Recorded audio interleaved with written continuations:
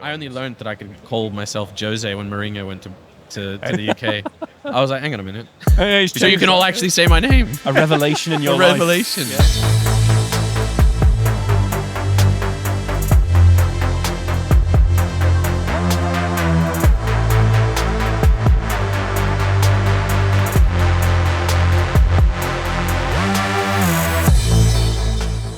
Welcome to Cloud Realities, live from GoogleNext23.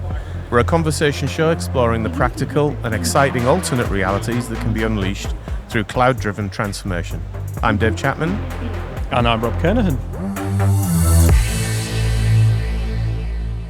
And we're still in San Fran, Rob? We are still here. Now, on Sunday when we first arrived, we went for a bit of a walk, Rob's first time in San Francisco. So we did a big walk along, Pier 39 and then out to the Golden Gate Bridge. And Rob was particularly excited about seeing Alcatraz. I was, yeah. So we walked down Pier 39 and we were saying to him, get to the end, there's like a viewing platform, we get a bit of a look at it. We decided at that point that we weren't going to actually do a trip of it over or anything like that. We didn't have enough time. So we get to the end and, for those of you who haven't been, you get a big view of the bay. Over to the left-hand side, you've got the Golden Gate Bridge. Over to the right-hand side, you've got this other, I actually don't know the name of it, but another very long bridge that runs out towards Silicon Valley. And then right in the middle is the island of Alcatraz, and you can see the prison on the top. So we walk up to the viewing platform, and Rob is walked up next to me. And I looked over to him expectantly, thinking, he's going to go, God, look at that Alcatraz. And he goes, where's Alcatraz? He's like... literally there, like disguised. Literally disguised. there. Now, to be fair, for some reason I thought it was behind Alcatraz. Alcatraz was behind Alcatraz. I put it down to jet lag and the shenanigans of my trip out here. No, that's probably what it was. Is that your excuse? It wasn't my finest hour, shall we say? It was deeply funny. But anyway, look, joining us on today's conversation is Jose Gomes from Google Cloud. He is the Managing Director of Retail and Consumer, and we are delighted that you've managed to join us today, Jose. Thank you for having me, boys. It feels like the intro to a Mindless episode, if you guys watch that podcast. Go on, what is it? It's a podcast with Jason Bateman.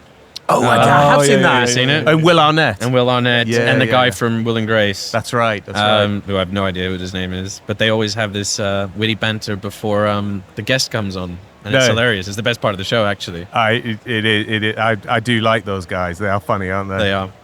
So why don't you tell us a little bit about yourself and your role? So, as you said, my name is Jose, and we were having a conversation about this. I'm Portuguese, which is why it's got a hard J. Yeah. I like to joke that we know how to pronounce the letter J, unlike the Spanish.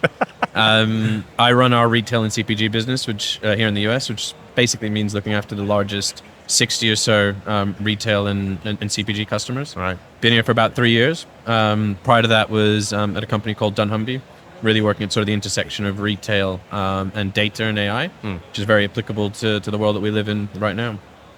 And you're in the US, so because you went to uni in Manchester, I think you were. I did for a bit. I actually grew up all over. My parents were diplomats, so I was moved here when I was 3 from Portugal. Right. Lived here for a bit. Then I lived in Australia. Then I lived in Zimbabwe. Wow. Yeah, that's quite some.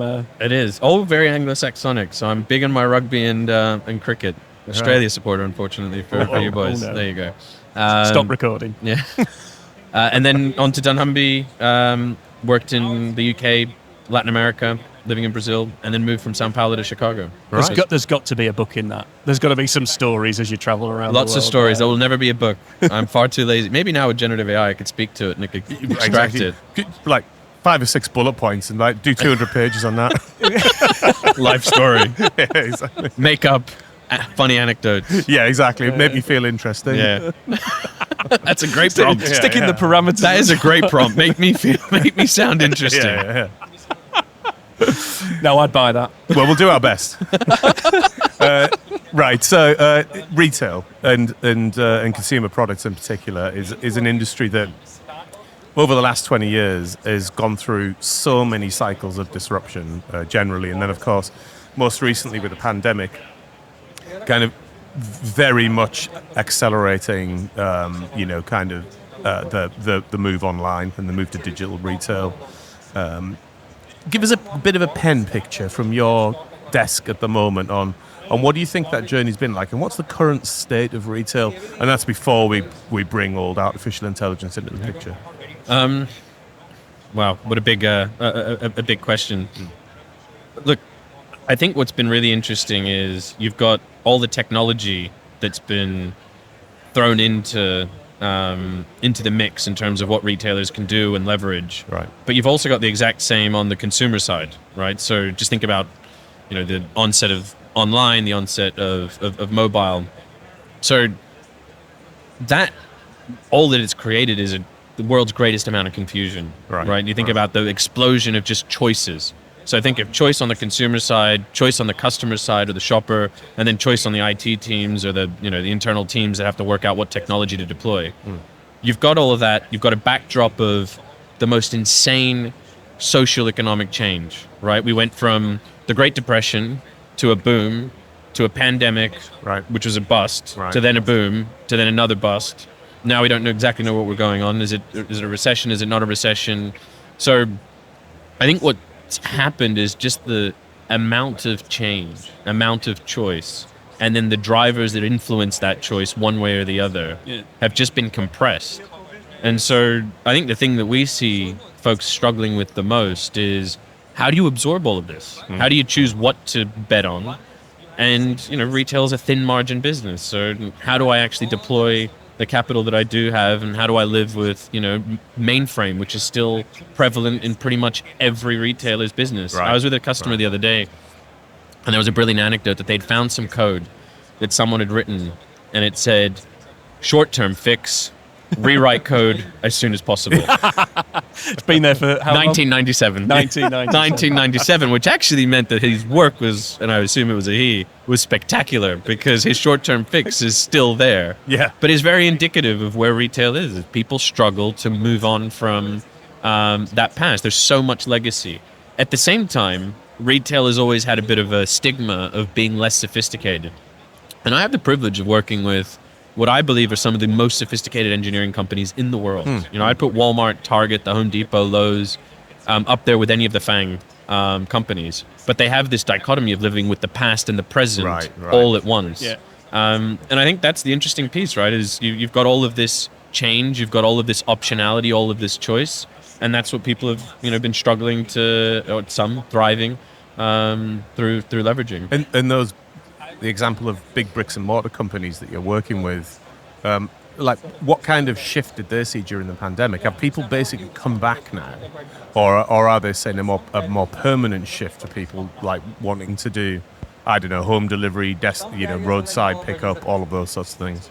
So I think if you look at the sales, it's pretty well established now that things have kind of where they would have been if it had been linear. We just kind of had that big bubble, and now they've sort of settled back down a little. What has changed, though, is I think adoption is more prevalent. The number of people that are using multiple channels, and there's a bunch of data out there, has skyrocketed, right? I think the role of stores is more important than ever before, and I've always been a bit of a Luddite. When the whole bandwagon was going on about, the demise of stores and the apocalypse and all the rest of it, I always saw through it, which is, in the history of retail, bad retailers have gone out of business in bad times, and good retailers have been resilient. That hasn't changed. And the direct-to-consumer retailers have really struggled because cost of acquisition, when you hit a certain point, goes through the roof. Right. So I think behaviors have changed, but there hasn't been sort of this huge shift just to pure online. Right. But I do think that the blurry middle, where people are shopping online, picking up in store, or doing a shopping journey throughout it, has shifted. And look, I had my upbringing in retail, working at dunnhumby with Tesco. So, .com at Tesco was born in 1998-ish. Yeah. By the time I left the UK and went to Brazil, we're talking about 2011. Tesco was already at about 15% of their sales, or 10%. Can't remember which of the two those it was already online. So it was already a very online-driven business. And in the UK, I remember the two markets globally that had most of this already ingrained was the UK and Korea. I don't know if you all remember, and I think it was about 2011 where the Tesco launched the app that people could take photos in the subway and get it delivered at home on their way home. So that was over 10 years ago. Yeah, that's amazing. Right? And so this adoption has been around for a while, but I think the pandemic just accelerated the number of people that tried it. But I think the point you make there, that Tesco one in particular, is about like very specific experience, isn't it? So it seemed to me like during the pandemic, that kind of, there was an existential threat element from one side. Yep. Through the pandemic and not being able to open stores and supply chain complication and all of those sorts of things. But then on the consumption side of it, there was a need for different experience, and that was sometimes driven by the fact they can't go to a store. Yeah. But they might want to pick up roadside or something like that. But actually, I think there's another experiential element that weaves through all of this, which is just the nature of like wanting an experience when you're actually trying to buy something. There is, but look, I think that people over-mystify a lot of this stuff. The major shift that happened was people cooking more at home because they didn't go out to eat during lunchtime, right? That's still one of the biggest shifts that's insulating the grocery industry is that, the return to work is only at about 70%, right? If you look at the number of scans of badges. That means that there's a lot more meals being cooked at home. Now, part of that is experiential, and that if you're going to cook at home, you want that to be a better experience than it was before. Right. But it's a lot less sexy than the overarching driver around what am I getting in the store. The other thing that's happening now, which is also really interesting, but very human nature, is you're looking at the retailers that are winning, and most of those retailers are cost-conscious retailers, right? It's the time when those take market share, and they're typically we consider them to be the antithesis of the experience, right? The experience there. Right. The other thing that's interesting is now, because it's been democratized through e-commerce, you can go and shop at a brand that perhaps you don't love the store experience, but you love the prices, and get it delivered at home. Right. And then it is literally the same product. You've just had it delivered for like 20% cheaper. Or you can go and pick up, buy online and pick up, which was interesting because, during this boom, I saw the difference. Europe was a little bit more of an early adopter in this. Whilst in the UK, delivery was massive. It's a perfect little island, huge population density, whatnot. In France, click and collect was huge, right? They were really the pioneers of click and collect. Right. And the main reason was because people refused to pay for delivery. Refused. Whereas in the UK, it was always a point of pride at Tesco to make people pay for delivery because they thought that it would make people, value it more. But they were very clever about pricing. So if you got it in the middle of the day, I think you pay like 50 pence or a pound. So this dichotomy as well of how people have adopted. And the US has gravitated much more towards buy online, pick up in store because the population density is much lower than in other countries, and people are more car driven in terms of their lifestyles. I think the numbers on drive-through for QSR are ridiculous, right, compared to the rest of the world, which is why they were insulated to some degree during the pandemic. Right. But even the shifts in the hospitality industry have been really interesting. So we get to a point then in the industry where you've got all of this movement going around. You've got some, predictable shift. You've got some counterintuitive shift going on in there. Let's come back to the conference. And so how are Googling positioning this week? Like, what are the big stories around retail?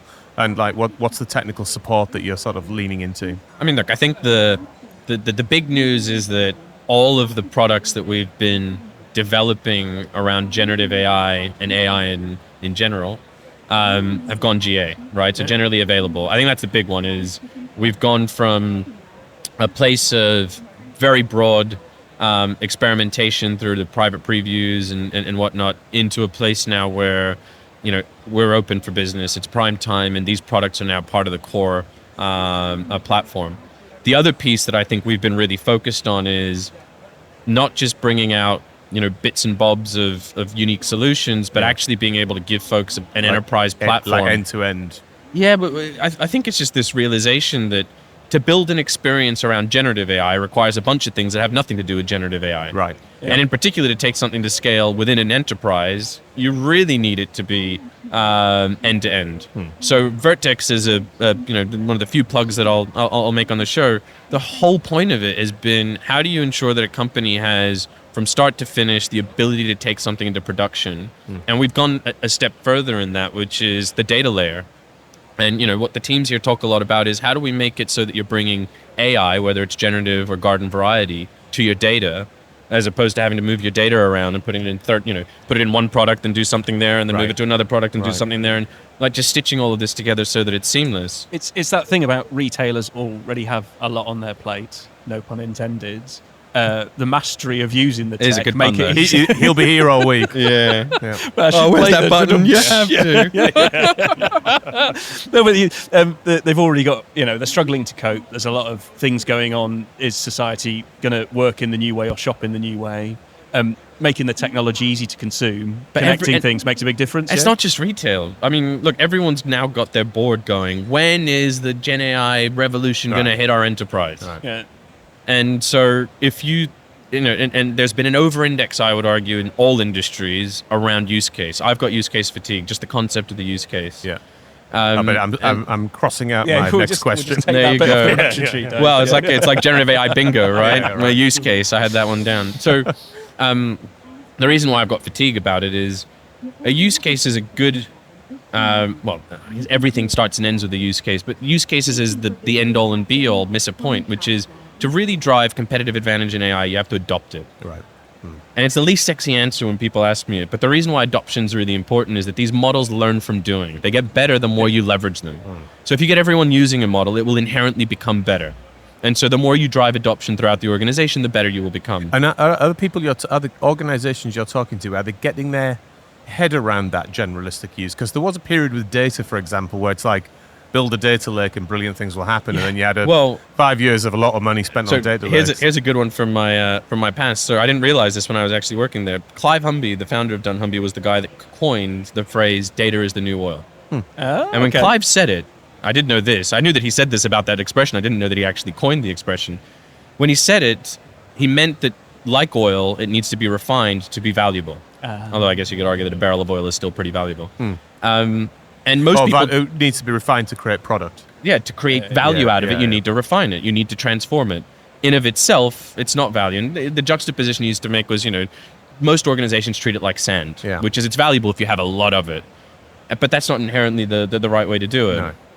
And so you've got to make it easily and accessible, but taking a platform approach to it means that once you've solved how to use voice, let's take it as one of the use cases in generative AI, well, brilliant. I know how to use it in my call center, but now I want to make sure that I can use it with my customers in my e-commerce application, or I want to make it accessible by my associates in store as they're radioing in questions, or from my finance team. You want to solve it for all of those use cases at once through a platform, as opposed to singularly solving it for one use case. Right. Yeah. Right. And so I think that's what the more enlightened organizations are looking and are well set up to do this. So some of the top retailers, if you look at how they're actually set up, they'll have a head of, the CIO or whatnot, they'll have someone that's a head of platform and someone that's the head of product. And that organization works really well because the platform team's worried about making sure that the capabilities are there for everyone to consume. Right. Yeah. The product team are then worried about the features and functions that a specific user needs and will solve for that, and there's sustainability in that model. And so where I've seen the evolution of conversations has gone is like, great, we've got some use cases, but now how do we actually solve for the platform and how do we infuse AI across everything that we do, as opposed to going, we've got 5 use cases and we've marketed them, and I've had quite a few. It was interesting. I went to Cannes this year for the first time, which is a great, I think, barometer of where our society is. Cannes has now turned into a technological show, right? It used to be very much all the creative, and it still is. That's where the awards are. Right. But you walk down everyone's... Do you mean the Cannes Film Festival? The ad festival. The ad festival, right. So the ad festival, you walk down people, you go on their boats and you go on their beaches, and everyone's talking about Gen AI and AI and the transformation of marketing. So even the last holdout of creativity has been taken over by the technology. And I was speaking to a lot of the CMOs there, and some of them had very prominent campaigns that had gone live. All right. And they were embarrassed about it. They were like, Jose, now people think that my entire marketing department is driven by AI and generative AI. Right. And like, nothing could be further from the truth. We've done one campaign, and now everyone expects that to be the new normal. Right. I think that's a good example where if you over-index on the use case, once you've done that one, it doesn't mean that your next 15 use cases are going to come going to faster. roll out the door. Exactly. And what kind of conversations are you having around business casing that? Because organizations sometimes struggle to get their heads around general use platform and that's why use case became prevalent, I think, because you could hang it on something. That's a really interesting question, which is a lot of this underlying capability that is required for you to scale is inherently difficult to attach a value to because it's part of the process, right? It's intangible almost, isn't it? Yeah, it's the stepping stone to get there. So it's a sunk cost, right? And so if you go to someone and say, I need $10 million to go and build a platform, they go, what am I going to get out of it? A platform. Well, there's no value in that. Yeah, but you'll get 100 use cases at the end of it, as opposed to, for whatever, an incremental $10,000, as opposed to having to spend $1 million on every use case. And that's a massive common enterprise mistake, where they wire in one use case and they haven't got the harmonization or the acceleration of the platform, and then they don't realize that the next one costs the same, and they miss the point about the platform acceleration and bringing everything together. But it does take a leap of faith almost in the business case. And remember, now we've also got a different dichotomy, which is the responsibility that you need to approach AI with is very different than the other technologies that you were using before. Yeah. If you bake that into your platform, you can have the security, you can have the ethics, you can have the responsibility considerations baked into it, and have one throat to choke with the team that's responsible for that. In foundation control, out of the box. Out of the box. No because mistakes. You're thinking about that. And so, the more sophisticated folks, that has been, even from the outset, right? I won't say who it was because I haven't asked his permission, but one of the leading CIOs of those companies that I mentioned, I took a lot of inspiration from my own thought process, because that was what he told me. He said, look, I want to stop and I want to solve for voice across the enterprise holistically. Right. Now, then I want to pick use cases that validate that the platform works. Yeah. So one of the first pieces of guidance I give folks is, as you're going on this journey, is start with the P&L. And I don't mean it figuratively, I mean it literally. Look at your P&L and find out all of the places where there's leakage or there's value to be found, and then work out the technology that can help. And target that absolutely directly with no layers in between. Because one of the things that's happening is that a lot of the use cases that are easier are the ones that are getting all the oxygen. Yeah. Right? Yeah. But you're going to have a lot less value out of it if you don't compare the optionality, right? The other use cases. So you have some organizations that are jumping towards content generation, and they don't have any forecasting. Now, forecasting's boring. That's old AI. Who cares about that? It's very important, though. But if you have no forecasting in your company, why are you spending any time on generating content in your business? I'll give you the best use case for me in generative AI, which is very unintuitive, but it's the one that's made the CEOs I've spoken to and the board presentations I've been the most exciting. So within Google X, we've just had a company that's graduated called Mineral.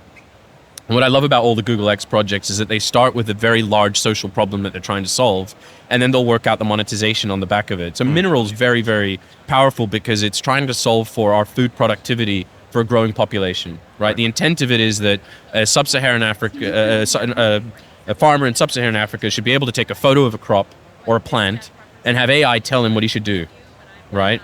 And the idea is that you can democratize this and you can make everyone's productivity better.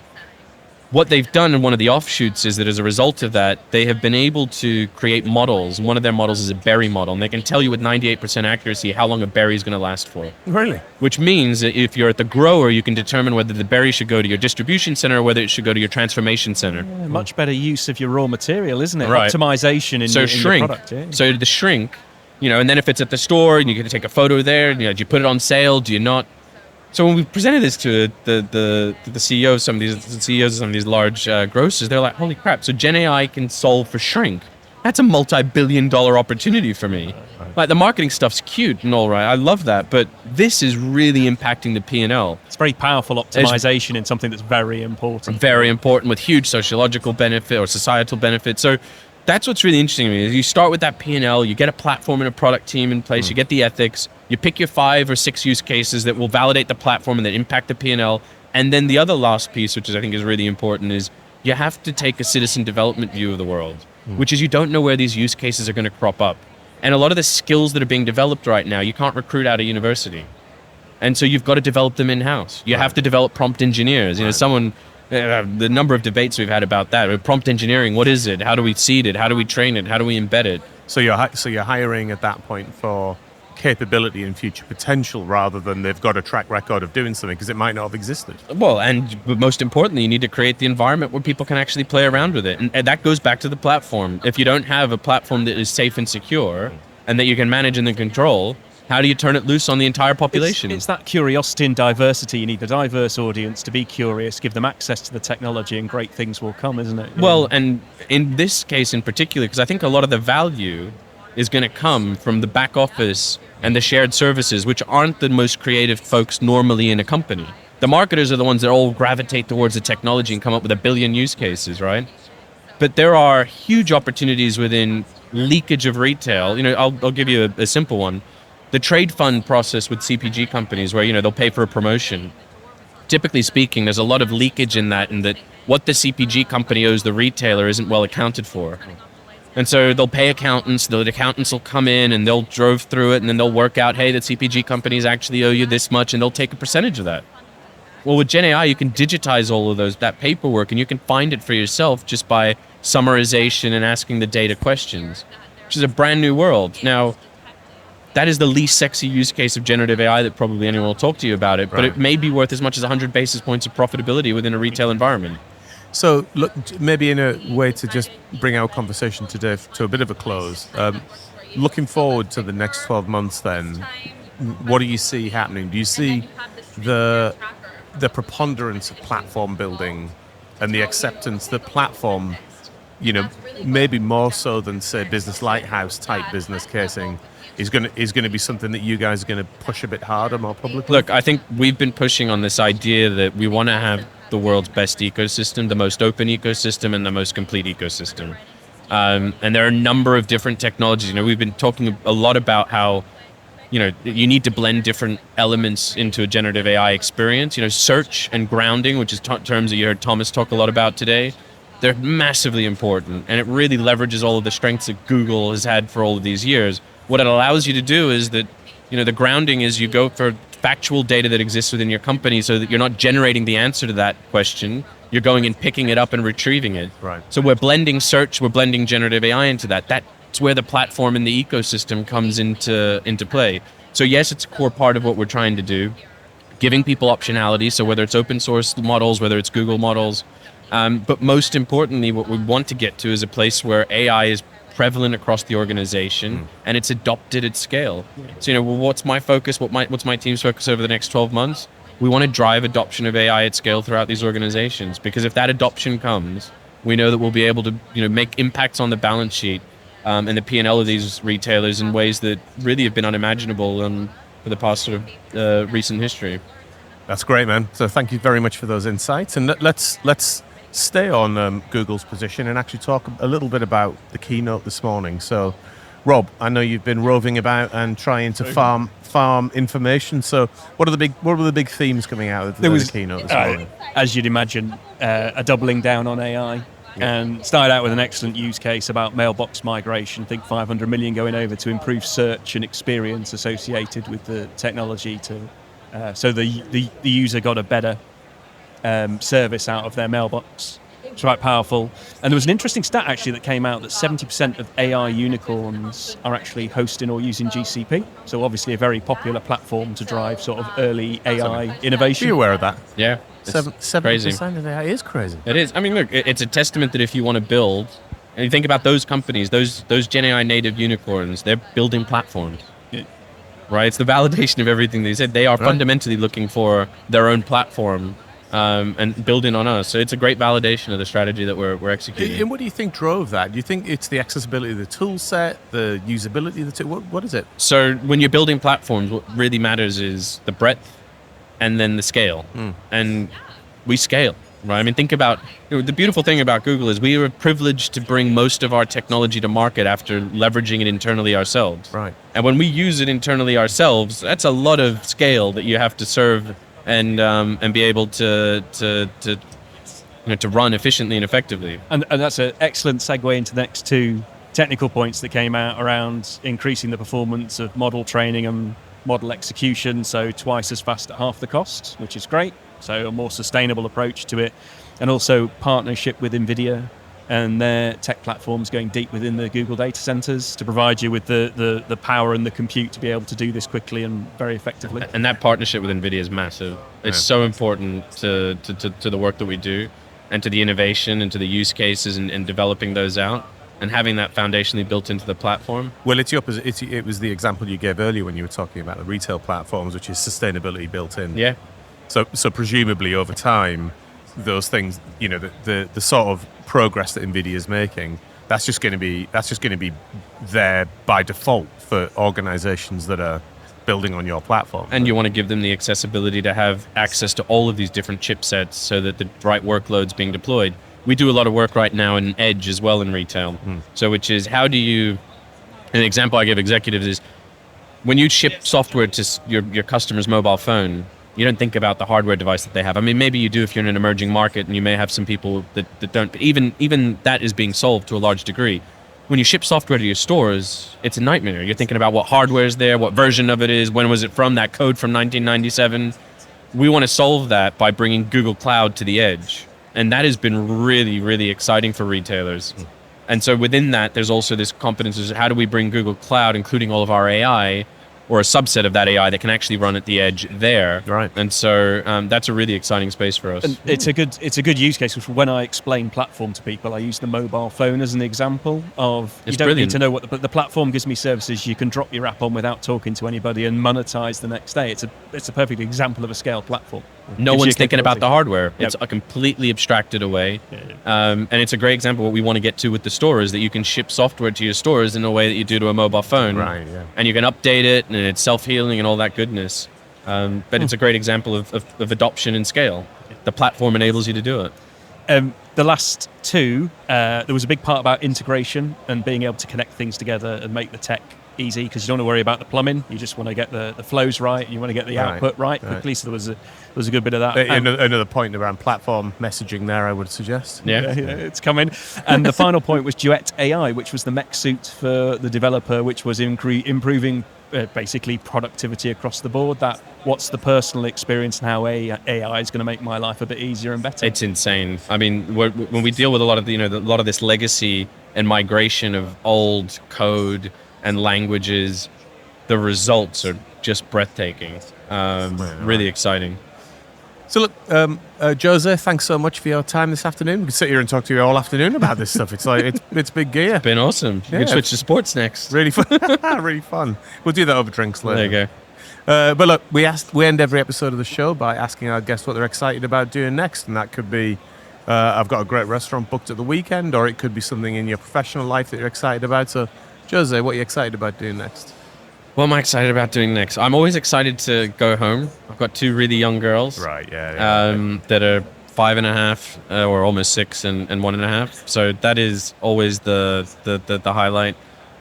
We're going away for the weekend, which is going to be nice. Where are you heading to? We're going to San Agustin in Florida. So we're going to check that out. We're going to go and visit some friends that ditched us in Chicago for balmier weather in Florida. Nice. So that's really exciting. Yeah. And then it's just coming out of the very hot period in Florida as well, isn't it? So actually, I don't know. In Chicago, I think Florida is always a really hot period. So I don't know if that's the it's the wrong juxtapozition for me. And then on the professional side, it's been so much fun. It's just crazy, the conversations and the people that I went to do sort of an educational session with the leadership team of the CFO of one of the largest retailers in the country. I would never have gone to present to that team and had it. Do you know what I mean? Just have a conversation about the art of the possible and what they could be doing and getting them excited. So I've got a lot of that in my future, awesome. And that's super exciting. It's just fun. I mean, it's monumental when you think about what's going to happen in the next 10 years. It's almost unthinkable. It's monumental. It's going to happen in the next 10 months. Yeah, you're right. Like we did our business plans for the year in October of last year, and this stuff wasn't on there. Change. It's changed. Ding ding. 6 months. Yeah. Move on. So I love that when people ask me what does the next 5 years in retail look like. I'm like, I don't know that I'm the right person to be asking that question to. Good. So just a quick shout out for Shalkia. If you are missing her outro, unfortunately she couldn't join us here at Google Next. So unfortunately you're stuck with me for these live episodes. But we will hopefully get a full update from Shalkia about her house move and things like that when we kick off season 3 in a couple of weeks' time. Not the experience you would seek if you had to. But No. Yes, absolutely. But anyway, a huge thanks to our guest Jose, live at Google Next. Thank you so much for being on the show. To our sound and editing wizard Ben, our producer Marcel, and of course to all our listeners. We're on LinkedIn and X, Dave Chapman, Shalkia Zal and Rob Kernahan. Feel free to follow or connect with us and let us know if you have any ideas for the show. And of course, if you haven't already done that, rate and subscribe to our podcast. So see you back in Google's reality soon.